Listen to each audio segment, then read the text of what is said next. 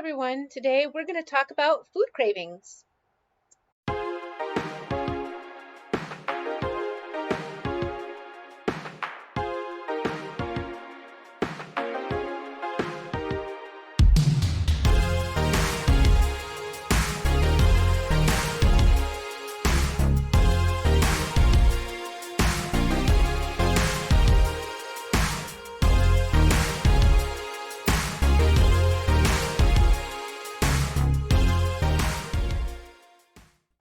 Hi, and welcome to the Radical Geek YouTube channel where we upload videos regularly. And every Friday we have a special edition called Cheese Friday. And Sunday we host a live stream, affectionately coined Coffee Talk, where we brew a warm beverage and then we talk about its history or origins and then pair it with a ketogenic recipe. That's every Sunday at 6:30 p.m. Eastern. And so we hope that you get to join us. It's a very nice time and we foster community there. Today, though, our video is going to talk about food cravings. If you followed any kind of food plan, or you're trying to pay attention to your nutrition, or if you're just kind of sciencey and curious, you might notice that sometimes you want something, a particular item, and more than just want, sometimes like, hey, I really want pizza. And I kind of think about it a fair bit because I'm like, yeah, I really would like some pizza. But that's a want.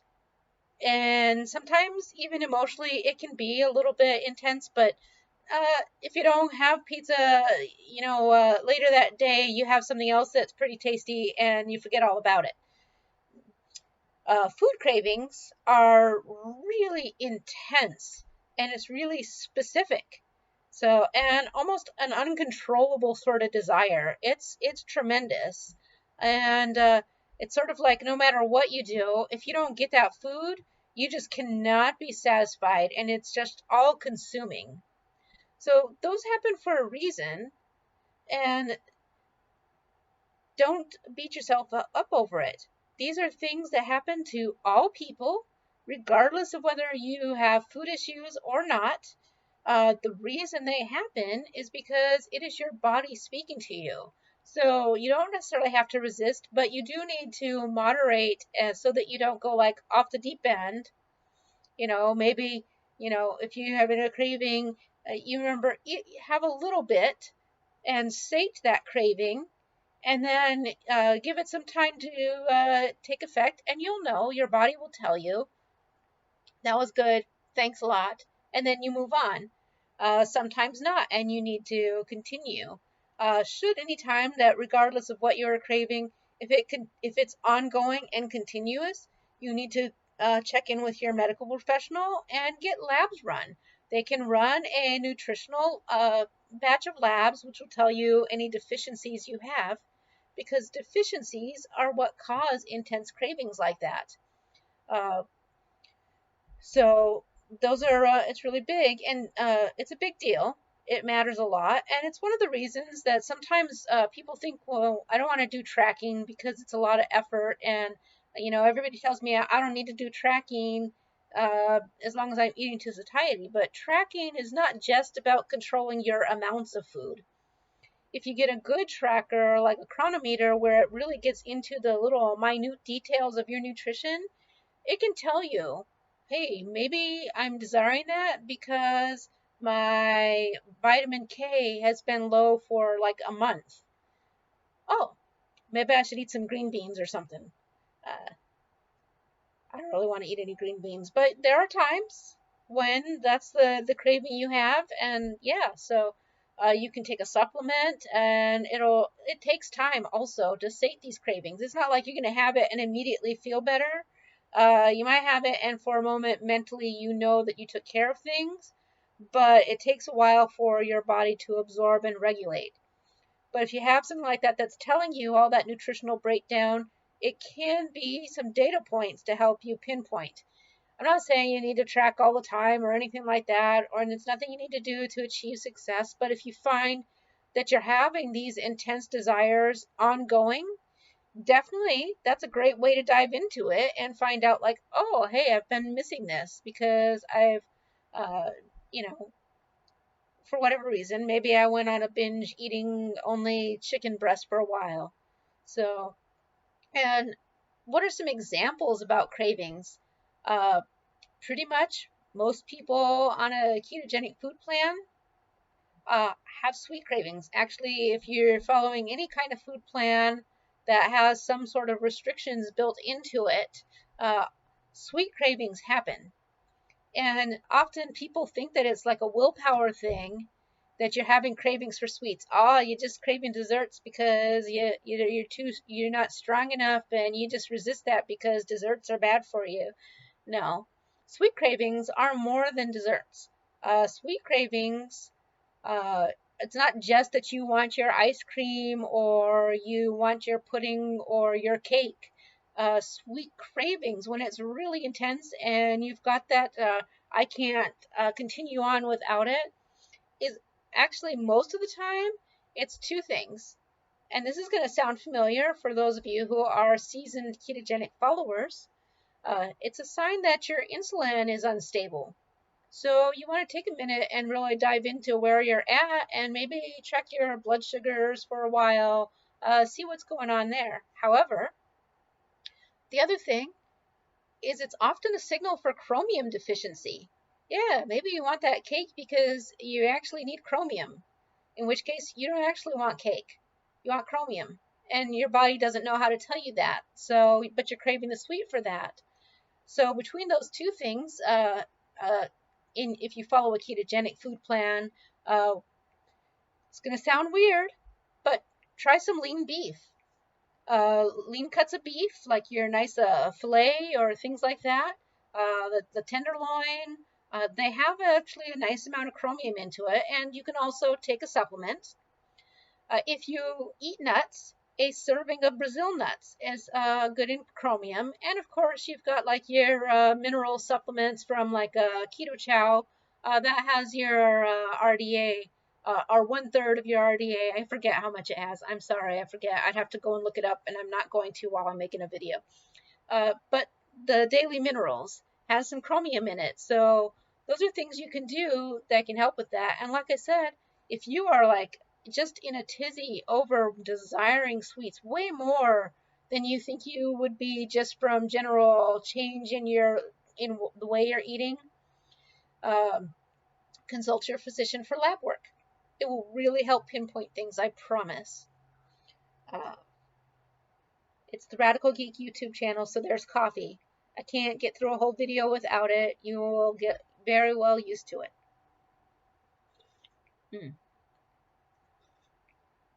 And it came out perfect. So it's my favorite, the Mexican Oaxacan blend. So yeah. Um, so another popular, I'm just going to go through like the top 5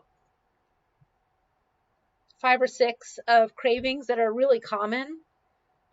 Because I think that will be the most helpful to us. Of course, it's not exclusive, but maybe more. I don't know. I'll just talk until I feel like I've talked too much and need to stop the video. Uh, Really popular and very common, chocolate cravings. And I think we see that on TV a lot, cravings for chocolate. They mean it's magnesium. And that is super relevant to ketogenic food plans because we deplete our electrolytes rather easily. And if you exercise heavily, you deplete your electrolytes. Everything depletes your electrolytes. So it's fairly normal to have magnesium craving. So, do I gotta have chocolate? No. Do you need to have a big old hunk of chocolate cake and brownies with whipped cream? No. No, absolutely not. Uh, Try a shot of pickle juice. Weirdly, that salty, briny stuff sometimes kills that craving in an instant. It's shocking because generally we tend to think of chocolate in sweet aspects. Also, I know that I said Keto Chow for their daily minerals, but I happen to have a lot of them on hand, so I also know they make magnesium drops. However, if you're having this craving and it's in the morning, you might want to rethink that magnesium from the pure magnesium Keto Chow drops because they can make you drowsy. They're better at nighttime. So you might want to try alternative means like I said, the shot of pickle juice. The other thing, you know what? You can have some chocolate on a ketogenic food plan. Have a chunk of baker's chocolate. It's not the greatest taste in the whole wide world, But if you are truly craving chocolate and that magnesium, that unsweetened dark chocolate, that baker's chocolate is gonna taste good to you. No kidding. Sometimes when you have these intense cravings and you think you want one thing, having something else with what your body actually wants will nip it in the bud. And those small little cubes of the baker's chocolate, because they don't taste good, I mean, I think they taste good, but they're bitter. But when you actually need magnesium, they don't taste as bitter as they would when you don't need it. So the taste is suddenly way different because of the way the deficiency is portrayed in your body and fed through your brain to your nerves and your the various receptacles like your taste buds. So it's pretty interesting. It's good to experiment with things like that. Uh, Another craving that you hear about is eggs. Uh, and I know I'm primarily a ketogenic person and I talk about keto all the time, but let me tell you, if you are on a low fat diet and you mostly eat egg whites or no eggs at all because they've been vilified for you, and you get that intense craving, like, I gotta have eggs, I must have them right now all the time, dozens and dozens of them fried up in butter right this very instant. You don't really care about the butter at all, but you need eggs. Guess what? And it happens in keto as well, because here's another thing that we often use a lot of. Uh, it's B12 and vitamin D. Vitamin D is a craving that our bodies call out for all the time, especially if you're in the Midwest. Several of the physicians that I talk to regularly have said like something like in the Midwest, like 85% of people are vitamin D deficient because we have minimal sunshine. So, uh, vitamin D, you need to take that D3. It needs to be paired with other things, or your B12. Again, your B12. You'll know because in addition to having cravings for eggs, you might be tired. It's a huge ordeal when your B vitamins start going low.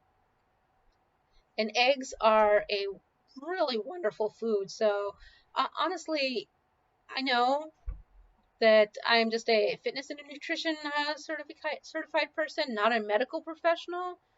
But we talk about these things a lot, and eggs are a beautiful food. And if you are getting a food plan that's telling you not to eat eggs, I really think you might want to get some different consults on that because of their nutrition impact on you. So that's my .002 cents there. I'm not going to try and be the food police. Eat what you need to, but if your body's telling you different, you want to listen to it. Butter. That's a very specific craving, and uh, you hear it a lot for people who are following extremely calorie restricted or low fat diets. They desperately crave butter once in a while. But it also happens in ketogenic food plans, especially as you start to tweak things because maybe you're not following it for weight loss, or and maybe you have been really efficient or exercising heavy, and suddenly a nice pat of salty butter just is all consuming in your head. The reason? You actually might need more fat in your diet. Ketogenic food plans uh, like fat. And that doesn't mean cut back on your protein. It just means sometimes you need to increase your fat. And butter cravings are one of the signals telling you, like, hey, you cut that back too much.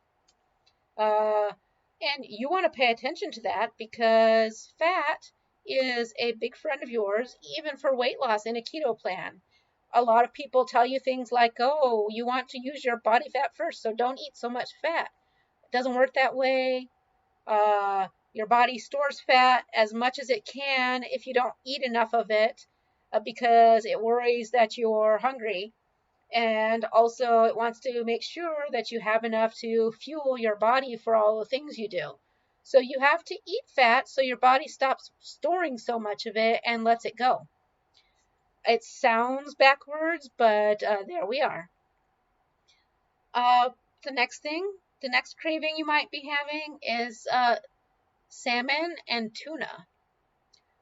Specifically salmon and tuna. Sometimes you think fish, but really, when you get right down to it, what kind of fish are you looking for? Salmon, and tuna, nice fatty, rich steaks of fish.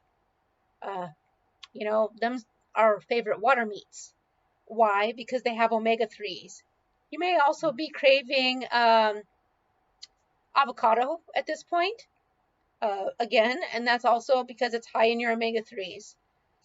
So pay attention to those and have it. It's gonna help you equalize that out and get you back on track. And finally and last, I think the last thing I'm gonna go on about today would be like your rare meat. Sometimes it's just like, man, I need a steak right now. A steak?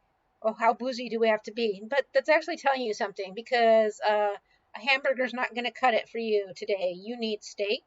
And that rare beef craving is actually a cry out for iron. So, and possibly again back to the fat, which is why you are probably wanting something like a steak, which means a ribeye, and possibly a fatty brisket too. And that's again for the high iron content within them, and also could be that you want more fat too. So that's cravings. That's my 2 cents on cravings today. If you have more questions, or you want to share about how your cravings have been and what you're doing about them or how you dealt with them, comment in the the video below. Let's talk about it. I think these are great when we share our experiences for this kind of thing. So let it go and talk about it. Let's foster our community, open our communications, and talk about our struggles, because that's how we help each other achieve success. All right, I hope that you enjoyed this video, and I will talk to you again in the next couple days. So have a good one, everybody. Bye-bye.